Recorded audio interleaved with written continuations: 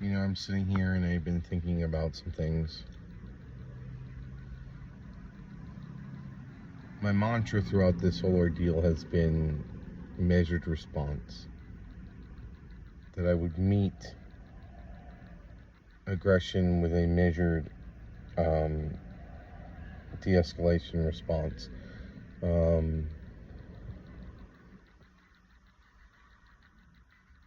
You know, use the minimum amount of force to require to solve the situation. And so my plan initially was verify Gabby's safety and agency and then back off. But then when the threats started and the 2 attempts on my life, then it was get him to back off and then you back off. And as you know today, with the first real concrete documentation backing up what's going on, which is Detective Taylor's involvement, besides the documentation I've given to the FBI that everybody else seems to want to ignore.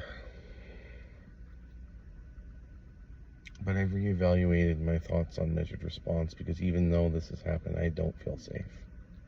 Not with everything that's happened. And so there's a phrase, usually in reference to firearms. If you take firearm training for security or law enforcement, a question that comes up is like, where do you aim? You know, do you fire a warning shot? Things like that. And the answer is no. You neutralize the threat. You neutralize the threat. This man had been given every opportunity to back off. There was a moment when I begged to capitulate with whatever his demands are, just for him to make them known to me, and he showed no mercy and continued. This is a man who is a threat, and he will not be neutralized until he is incarcerated. I didn't want to ruin Gabby's life. Ruining Gabby's life will not undo the damage she did to mine. But it is a simple matter of the fact that these people fight dirty. They play dirty. They don't have any regard for honesty or keeping their word or anything like that. And so the only way I can be sure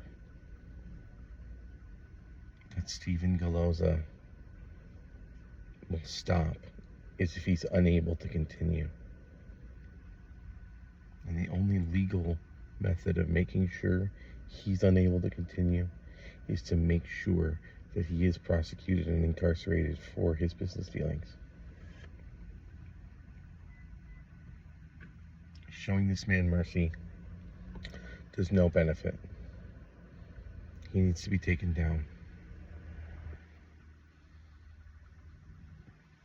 And so my objective is to hide and provide everything to federal law enforcement they could possibly need.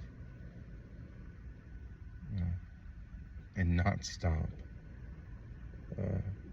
providing information until I get confirmation this man is behind bars for a significant amount of time. My concern, of course, is that Gabby, as awful as she's been, seems to be unable to support herself financially. She's had a couple of jobs. The bartender one is super minimum wage. I think she delivered drinks on a golf cart at one point, but like,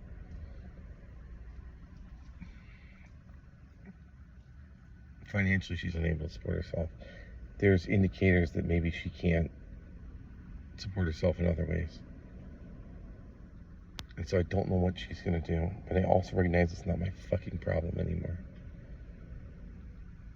She chose her path. I choose the path of survival. I choose the path where I get to continue with whatever life I have that remains, no matter what the circumstance. Not having to live in fear. And so I choose the nuclear option. I'm going to the feds again. And I'm not going to stop going to the feds until this man, I get confirmation. I get confirmation that the threat is neutralized. This is not a game anymore. This is not a joke or a prank. This man tried to kill me twice. He has no regard for me, so why would he keep his word? I'll do what I have to do.